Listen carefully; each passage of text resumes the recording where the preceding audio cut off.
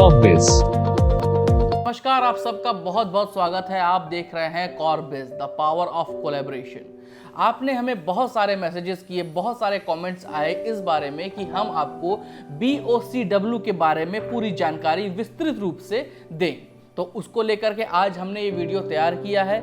ये वीडियो आप एंड तक जरूर देखिएगा क्योंकि ये वीडियो इस बार आपके लिए बहुत ही ज़्यादा बेनिफिशियल होने वाला है। तो शुरू करते हैं इस वीडियो को। BOCW का मतलब building and other construction workers होता है। दरअसल ये शब्द BOCW तब से प्रचलन में आया जब बिल्डिंग और अदर कंस्ट्रक्शन वर्क्स में लगे वर्कर्स के लिए केंद्र सरकार ने building and under construction workers act 1996 बनाया। BOCW act, building and other construction works act 1996 क्या है, सबसे पहले इसको समझ लेते हैं।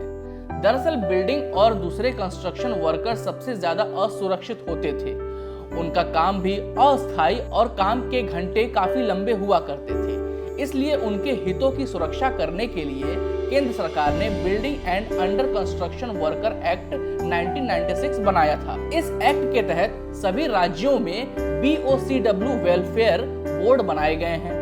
इस एक्ट के अनुसार कोई भी निर्माण कार्य जिस पर 10 लाख रुपए से अधिक की लागत आती है, उसमें उसके कुल लागत की 1% रकम building and other construction work act के तहत जमा करनी होती है, जिसे 18 स्कीमों के जरिए कंस्ट्रक्शन श्रमिकों के कल्याण के लिए खर्च करता है। इस एक्ट में भवन तथा अन्य निर्माण श्रमिकों के रोजगार तथा सेवा शर्तों के साथ ही उनकी सुरक्षा, स्वास्थ्य और कल्याणकारी उपयोग के लिए ये एक प्रावधान है।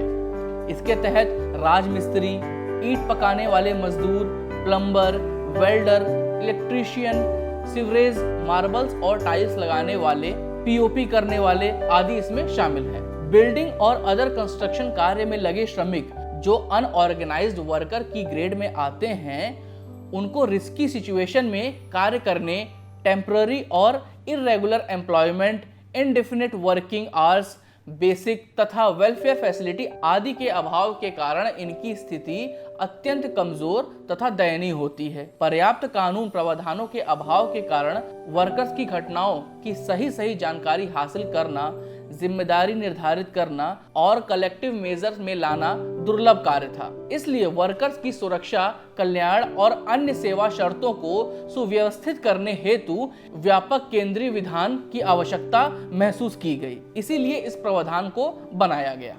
वर्कर्स की नियोजन तथा सेवा शर्तें, सुरक्षा, स्वास्थ्य एवं कल्याण उपायों को सुव्यवस्थित करने के उद्देश्य से भारत सरकार द्वारा building and other construction work या employment and terms of service act 1996 का सृजन इसलिए किया गया था।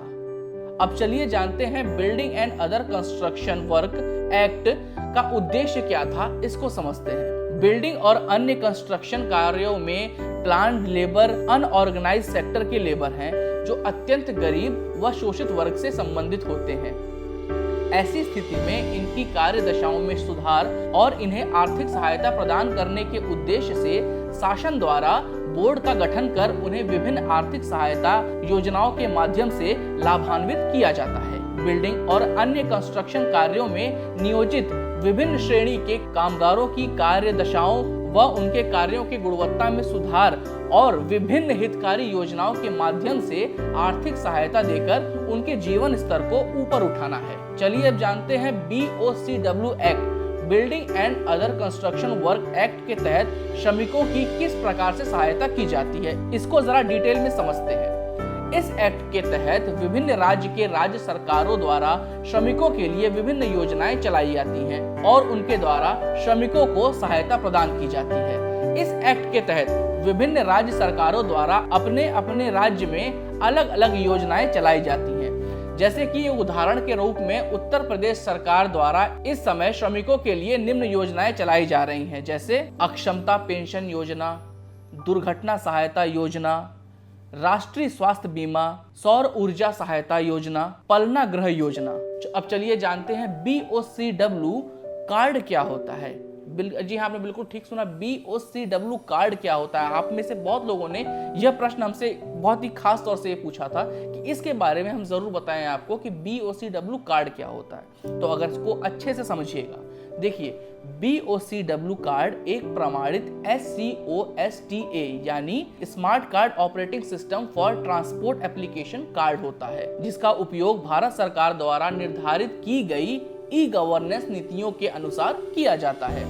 BOCW स्मार्ट कार्ड पर श्रमिकों के सभी बेसिक डिटेल्स उस पे मेंशन होती है और इसके साथ ही कई अन्य महत्वपूर्ण डिटेल्स कार्ड पर एम्बेडेड होती हैं। यह कार्ड विभाग को श्रमिक के परिवार के विवरण, श्रमिक को दी गई योजना के विवरण की तुरंत जांच करने में सहायता करता है। तो दोस्तों, उम्मीद करता हूं ऊपर बताई गई सारी बातों को आप अच्छे से समझ गए होंगे कि BOCW क्या होता है और BOCW कार्ड का काम क्या होता है। अगर ये जानकारी आपको पसंद आई हो तो इस तरह की और भी जानकारियां पाने के लिए आप हमारी वेबसाइट corpbiz.io पर जाकर पोस्ट पढ़ सकते हैं।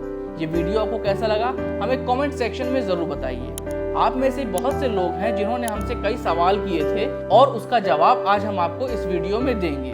पहला क्वेश्चन नीरज शर्मा लखनऊ से पूछते हैं, who is responsible for BOCW?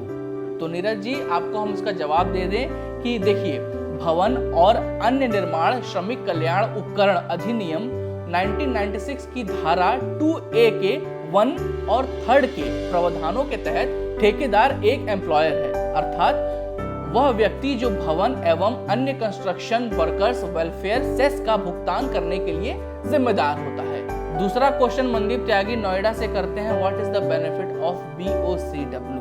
तो देखिए मनदीप जी, एक बार BOCW कार्ड बन जाने के बाद श्रमिक इसका उपयोग विभिन्न सामाजिक सुरक्षा लाभों जैसे मेडिकल, एक्सीडेंटल कवर, पेंशन और अपने बच्चों के लिए शैक्षिक सहायता के लिए कर सकता है। मृत्यु के मामले में परिवार के सदस्यों को सहायता के लिए आवेदन करने और प्राप्त करने के लिए इसको कर सकता है। तीसरा क्वेश्चन कृष्णवीर जी पूछते हैं कानपुर से कि is BOCW applicable in factories? तो कृष्णवीर जी, आपको बता दें कि BOCW एक्ट उन प्रतिष्ठानों या इंस्टीट्यूशन पर लागू होता है जो फैक्ट्रीज एक्ट के तहत रजिस्टर्ड हैं, जहां निर्माण कार्य किया जा रहा है। तो हमें पूरी उम्मीद है कि आपको पूरी जानकारी मिल गई होगी। यदि आपके और भी कोई प्रश्न है तो हमें कमेंट सेक्शन में जरूर बताइए। हम आपसे वादा करते हैं कि उस पर वीडियो हम जरूर बनाएंगे। बाकी वीडियोस के लिए सब्सक्राइब कीजिए कॉर्बिज की चैनल को और देखते रहिए कॉर्बिज द पावर ऑफ कोलैबोरेशन। धन्यवाद।